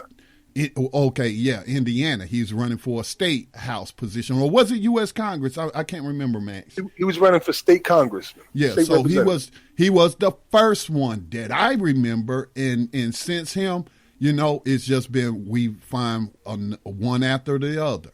So again, this is a real movement. This is no longer really underground anymore, Max. This movement is well above ground, and it's getting recognition from people who are seeking positions within the federal government and state legislatures. That's why I feel like it's only a matter of time. And one of our biggest concerns would be, first of all, be wary of the 13th Amendment exception clause. And what I mean is that there's going to be a hustle tried on us at one point. And we got to watch out for the hustle, because the hustle always comes. Like, oh, is that what you guys really want? Well, let's give you this. Don't look behind the curtain. Go ahead and take that. Come on now. We just saw today where they were estimating slavery reparations at $14 trillion. And I'm thinking to myself, that is if you only count up to 1865. Stop trying to fool us. You know what I mean? So we got to watch out for that. And the other thing that we have to be wary of is this could lead to a civil war. It wouldn't be the first time, people. Slavery is something worth dying over and fighting over, and people will do it. And you see these companies that we mentioned, like G4S, has a standing army of 8,000 men. You know what I mean? We're talking about Blackwater. Blackwater is one of the owners of G4S, or actually G4S owns Blackwater now. And Blackwater is a mercenary group. So these people aren't just going to sit there and give up hundreds of millions, or as we estimate, $500 billion a year in finances just because we are out here fighting against it. They're not going to give up that easy. We have to really have a concentrated effort, and we have to use the strongest laws of the land on our side, which would be the Constitution of the United States of America and RICO charges. Well, the final trilogy of that Baltimore message that I was giving out, which could be reflected in cities across the country, is another article. I'm not going to go too much into it, but it's from the Baltimore Sun. You can find it on our page, where it shows the corruption that is going on within the Baltimore Police Department, where literally Baltimore police officers are facing federal racketeering charges. And these people were shaking down drug dealers and turning around and selling the drugs themselves. They were doing everything that a cop is not supposed to do, and it wasn't one guy. And it wasn't for one day. It was something that was happening over and over and over again. So while we're demonizing and criminalizing an entire community and pushing them into perpetual poverty, there are these devils with uniforms out there exploiting them not only on the outside, but also on the inside. Right, right. And they're murderers, Scotty. They are freaking murderers. Well, and I say that with all sincerity based on just the Corinne Gaines event where they came and raided her damn house and shot her dead in front of her 5-year-old son and then shot her 5-year-old son. Over a failure to appear. Citation. Failure to appear. You didn't show up to our slave trading blocks, also known as courts, so we're going to shoot you dead. I mean, now, we do have some regular segments we need to get to before we run out of time, but I have to disagree with something that you said earlier that Harriet Beecher Stowe said, who's going to be our abolitionist in profile, and this is not to take away her take anything away from her contribution, but she was sadly mistaken in her calculation that if only people just knew about the horrors of slavery. Well, guess what? Right now, it is broadcasted across the world in high definition color. You know, those shows called Prison and where they go on the inside and the shows Cops. They even making profit off of that. Slavery and human trafficking is now entertainment, and lots of people know about it. And she's also discounting the slavers themselves. They knew all about the horrors of slavery, so some people just evil like that. And even if you explain the evils and you show them evidence of the evils, well, because they're evil, then, you know, they're going to shrug their shoulders and say, well, what did that person do to get thrown into slavery? You know? So I'm like you, Scotty. I agree with you. Yeah. And to quote Harriet Tubman about Harriet Beecher Stowe, Harriet Tubman said, I've heard Uncle Tom's Cabin read, and I tell you, Mrs. Stowe's pen hasn't begun to paint what slavery is as I have seen it at the far South. I've seen the real thing, and I don't want to see it on no stage or in no theater. And that's from Scenes in the Life of Harriet Tubman. She said that. Wow. Yes. That's why I think it's hard for me. Like, people, I still have not watched Underground yet. And I know the importance of that type of propaganda, that type of media. Okay. I understand important, but I have a hard time watching it. I can't watch it. I didn't watch the new edition of Roots. I saw Roots as a child. It was very traumatic. And so, no, I don't watch those. I don't need movies. I am not saying we don't need them. I'm speaking for myself. I don't need to watch the dramatic reenactments on film, on television, or anything for me to know that it exists. I understand that for some people it do. And again, that's why I always like to acknowledge when you mention the 13 that Netflix had that idea for that film and funded it and sought out Ava DuVernay as the director. So media is very important, but I didn't know Harriet Tubman had said that, and I'm just trying to say I feel her on that. You don't want to see people abused and whatnot. And so I think it's important for younger people maybe to see it at an appropriate age, but I just certainly feel her on that, man. Well, I think when Harriet Beecher Stowe was talking about Americans who had not been exposed to the horrors of slavery, she was talking about the majority white America, particularly those in the northern states who were using prison convict leasing instead of slavery and called themselves progressives. So, they thought that was all A-okay. Even the black people there, like Solomon Northup, thought it was okay until he personally was kidnapped. Well, because they wasn't seeing it every day in the places that they live. It didn't exist. That's like, if a tree falls in the forest and there's no one to see it, did it really fall? Did it make a sound? So out of sight, out of mind. So if you in your quaint little town and you live in the middle class life or whatever privileges that you are enjoying and you're not seeing that on an everyday basis or at all in your community, then you wouldn't concern yourself with it. And maybe can even today describe the apathy of the unaffected communities.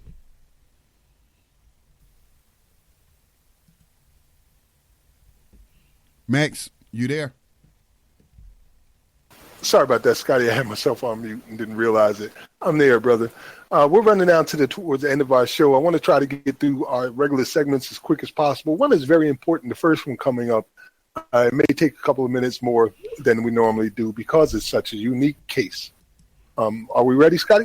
Yeah, we want to take our last break right quick. There you go.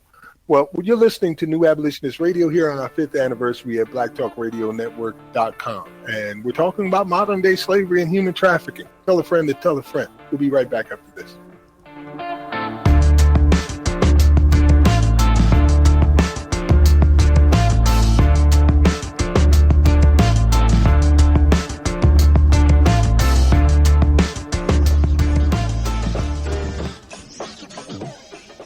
The Black Talk Media Project funds the use of new media technology in efforts to restore independent Black voices to the myriad of issues affecting Afro-descendant people all over the planet. If media can control the minds of the masses, as Malcolm X once said, then you must ask yourself, who is in control of the media targeting the masses of Black people today? Help bring back independence, self-determination, and respect for Black culture in the production of global media by joining the effort to crowdfund new Black media for the new millennium. Visit blacktalkmediaproject.org for more information on how you can invest in public Black radio for the masses.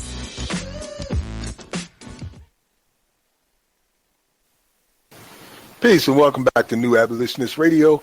We're about to get into our rider of the 21st Century Underground Railroad. And we have had quite a few of them here since we started this segment, displaying different ways that people are getting free. Well, here's a new twist. It's a man who spent 35 years of his life behind bars and was never convicted of anything. This comes from the Marshall Project, and it's the story of Jerry Hartfield. When Jerry Hartfield walked out of the Hutchins State Jail in Dallas on Monday, and this was just recently, as a matter of fact, June 12th, 2017. So when he walked out on Monday, he wasn't exonerated or released on parole. He wasn't pardoned by the governor. No one else had confessed to the murders for which he was convicted in 1977. No DNA cleared him. No witness recanted. No celebrities pleaded his cause. Hartfield was freed from prison because Texas finally gave up trying to find a valid reason to keep him there. He had waited 35 years between trials without a conviction, a prisoner simply forgotten for decades in the state's massive justice system. He was supposed to get a new trial in 1980 after an appeals court reversed his conviction and death sentence because of a flaw during jury selection. Instead, after a series of misunderstandings and miscommunications by lawyers, judges, and jailers who all thought Hartfield was someone else's problem, he never got the second day in court. If it were not for a fellow prisoner and a public defenders who eventually discovered the mistake, the 61-year-old intellectually disabled man likely would have died alone in his cell, his story as lost as he was. Texas officials first botched Hartfield's case because no one understood the complexities of the state's procedural laws.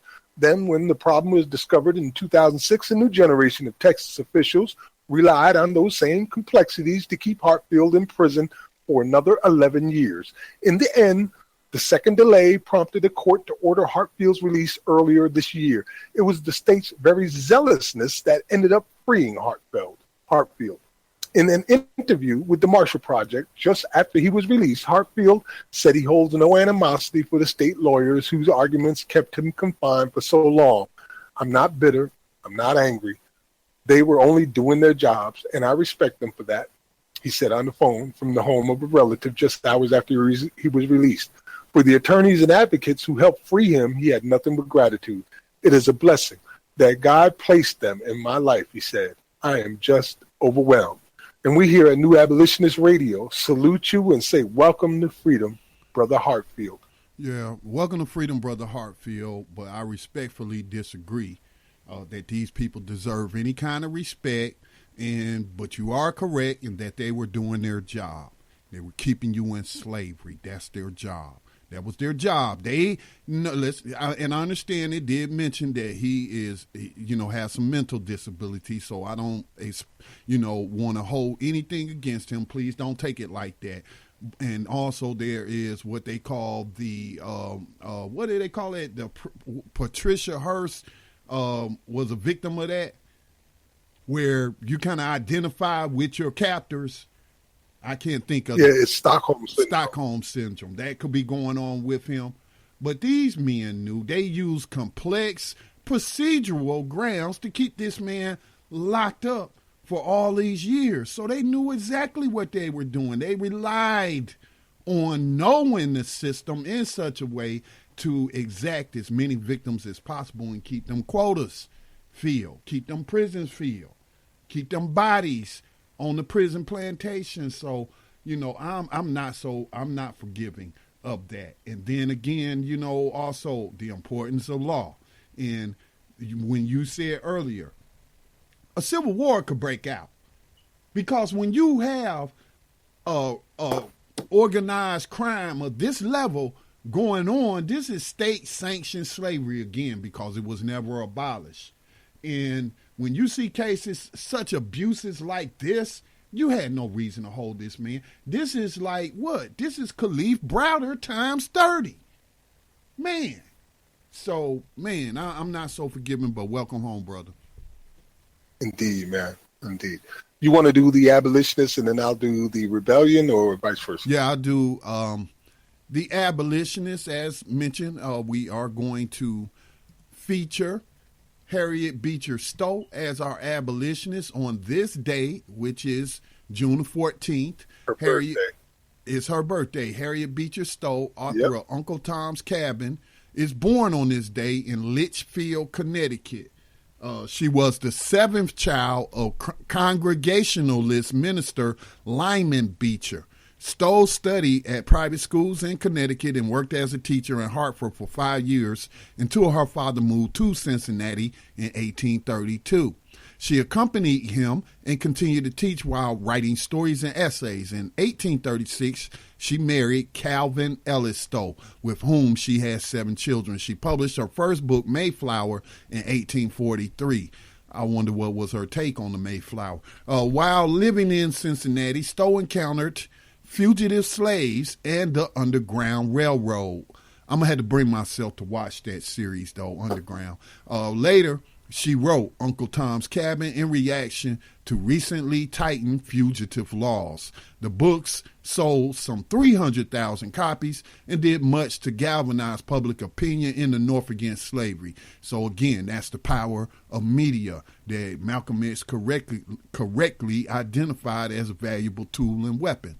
Stowe traveled to England in 1853, where she was welcomed as a literary hero. Along with Ralph Waldo Emerson, she became one of the original contributors to The Atlantic, which launched in November of 1857. In 1863, when Lincoln announced, I think this is incorrect. In 1863, when Lincoln announced, I guess it should correctly say, the Emancipation Proclamation, which was a gigantic fraud.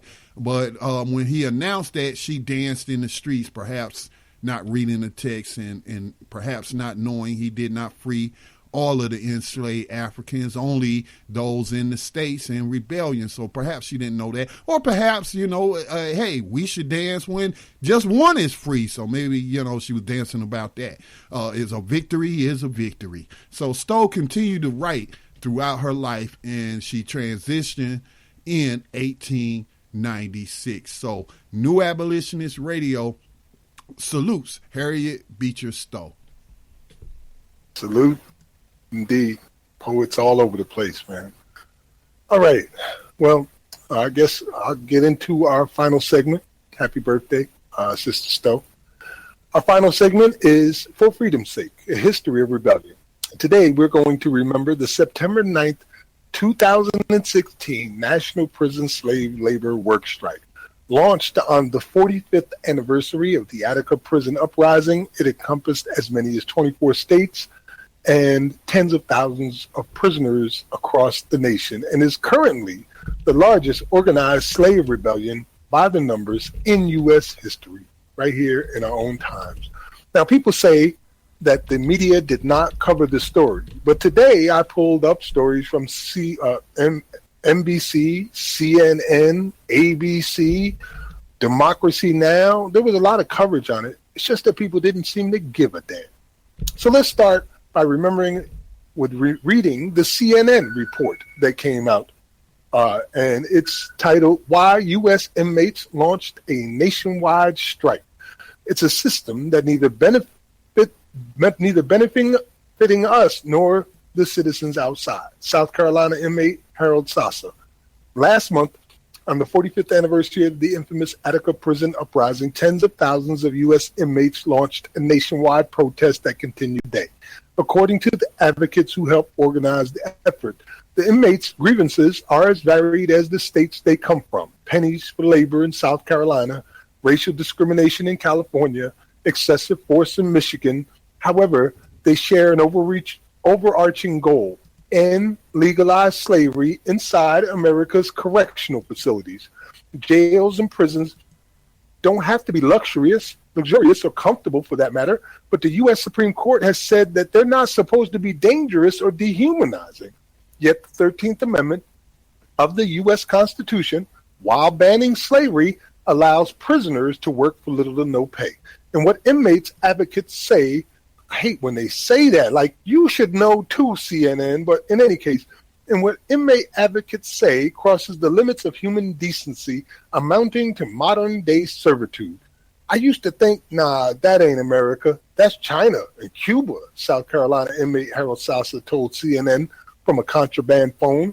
It's a system that neither benefiting us or benefiting the citizens outside. Even the American Correctional Association, the country's largest trade organization for prisons and jails, this year passed a resolution urging the repeal of the amendment's exclusion clause, which allows for such labor. It has also called on prison work programs to aspire to offer wages based on inmate productivity. But many corrections officials say there's nothing punitive about withholding wages from inmates. Often, the funds are used to offset operating costs or pay off inmates' court-ordered restitution while providing them with job training.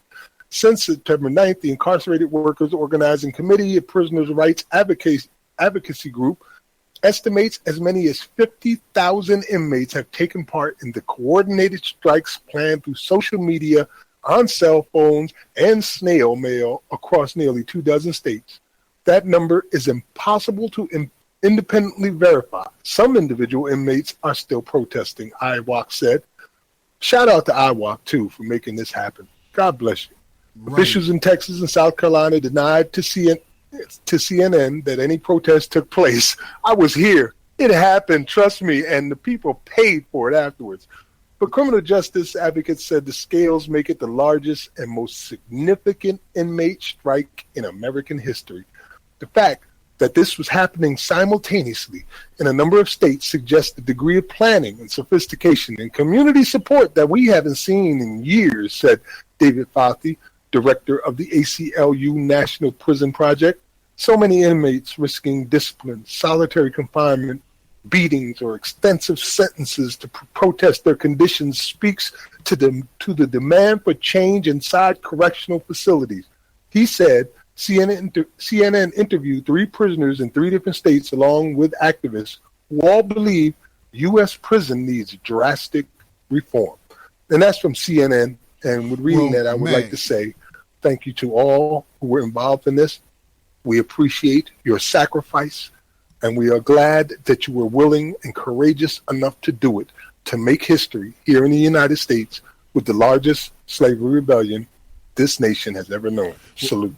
Salute. Well, I also want to play this clip from Russia Today, and I want to give a shout out because Russia has been demonized, and I'm not even getting into the geopolitics aspect of it, but Russia Today, the media outlet, and RT America has been thoroughly demonized in the wake of the outcome of the 2016 presidential election, and they've been called a propaganda outlet, and they are.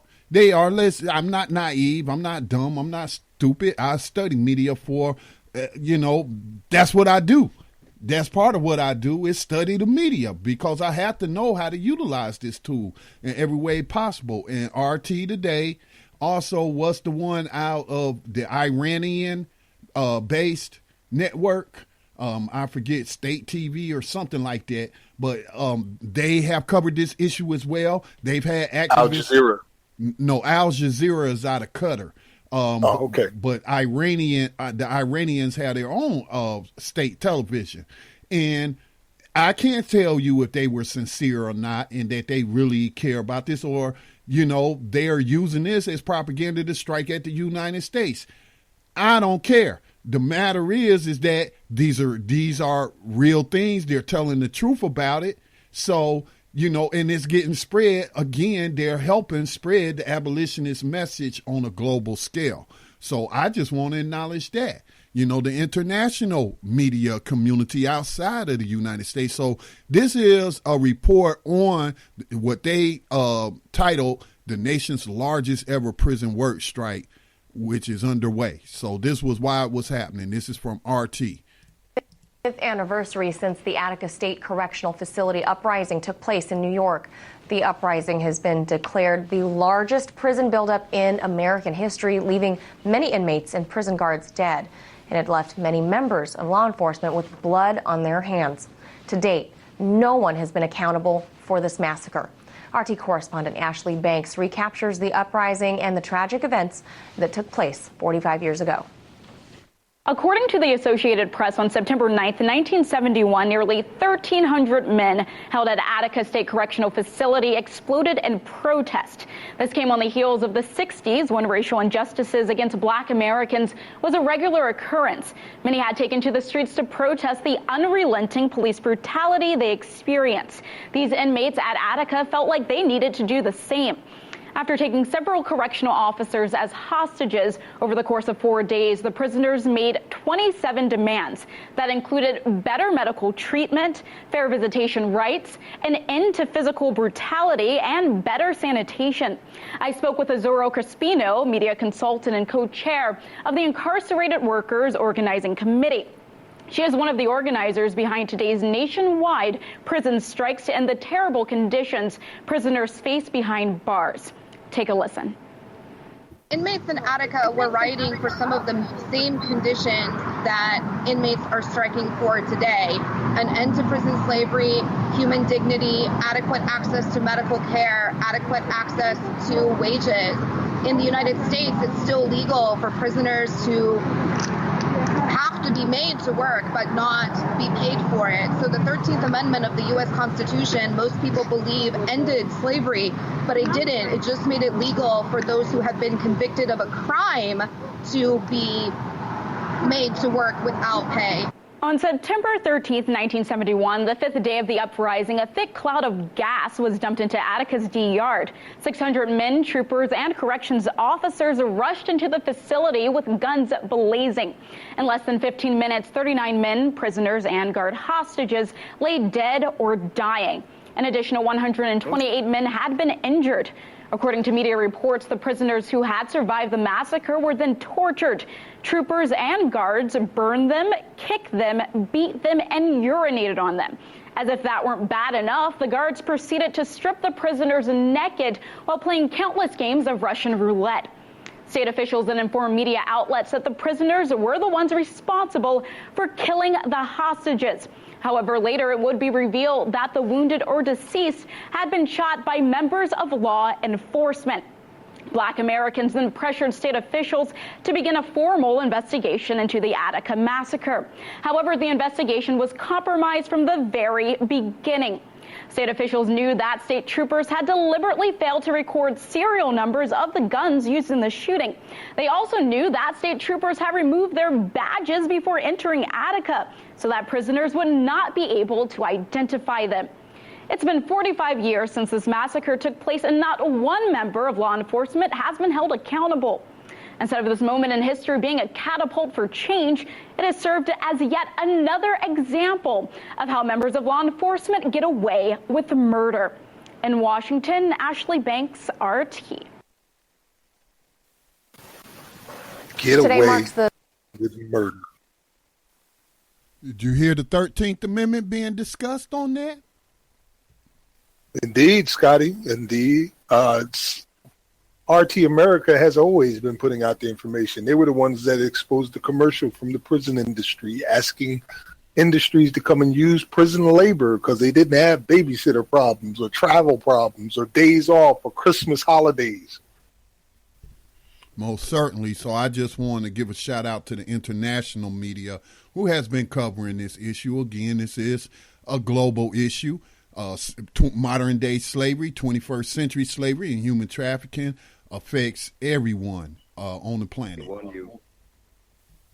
Hey, Scotty, we're in the last 6 minutes of the program. I would like to close out the show with a poem from Muhammad Ali, if we can find 3 minutes for it. Well, actually, if you can close us out with that, we have less than that. I got like 6 minutes. It's in his own voice. Okay. So it's right there at the top of the New Abolitionist Radio page on Facebook.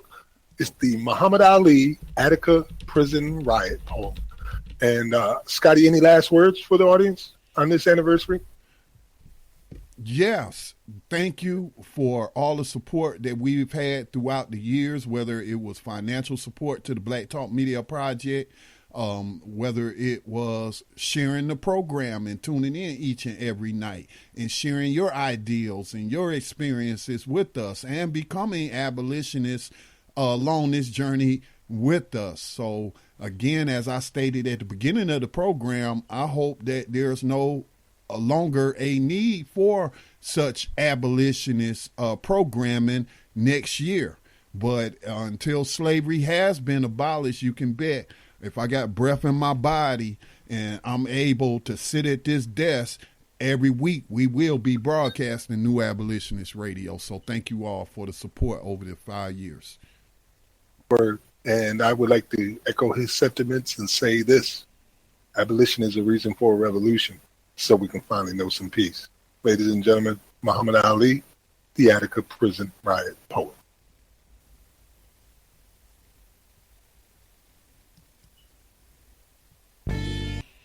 Uh-oh, they hitting us up with some ads first, Max, but let me go ahead and skip it. Here we go.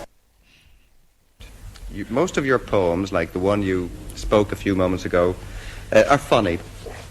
But you've written one about your own people, I think at the time of the Attica prison riot. It's a serious poem. You have certainly very serious moments, as you've shown us tonight. Could you, before we go, just say that poem for us?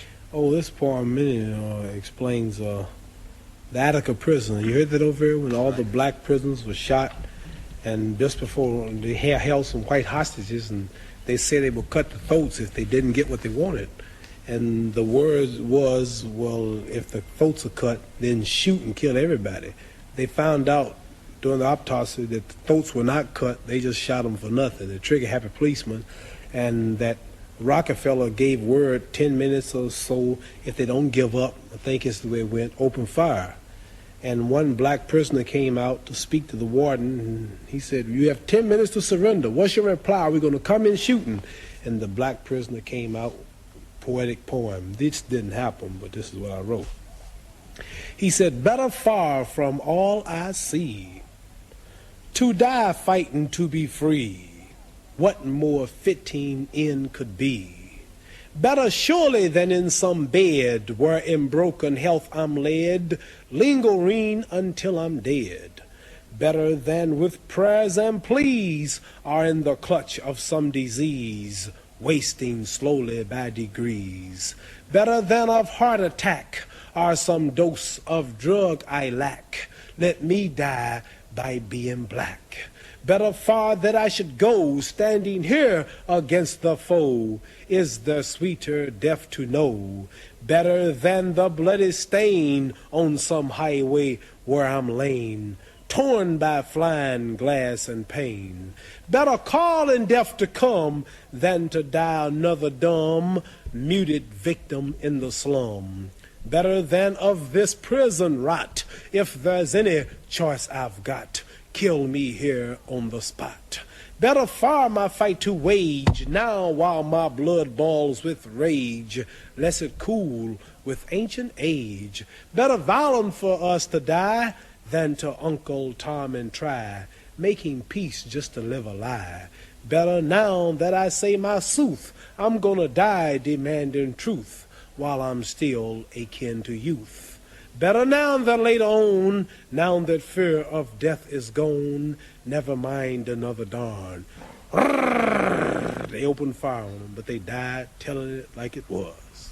Muhammad Ali.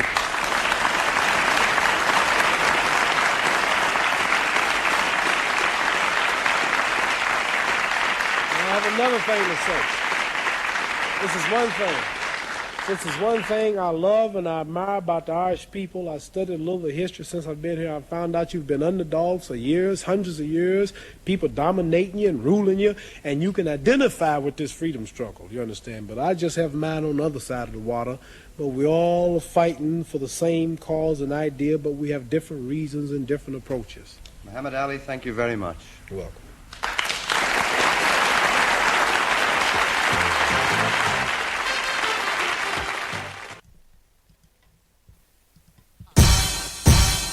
Rise up, rise up, rise up, rise up, rise up, rise up, rise up, rise up, rise up, rise up. Showtime. Just lift your eyes up, let your wise rise up. See the signs of the times. If it's time, rise up, rise up. When death and hell dwell among all God's people, when those we chose and trusted have become completely corrupted and inherently evil, when the feast that feeds you starves our father's children, when snuff, porn, and pedo forms begin to get top billing, rise up. When famine claims millions, when justice gives blind eyes to billions, when the Lord's anger is no longer feared, if his protection is gone and your enemies are near, if you've seen the seas spill over and the mountains shake, break, and fall, if the moon ever turns blood red and you can't see the sun at all, rise up.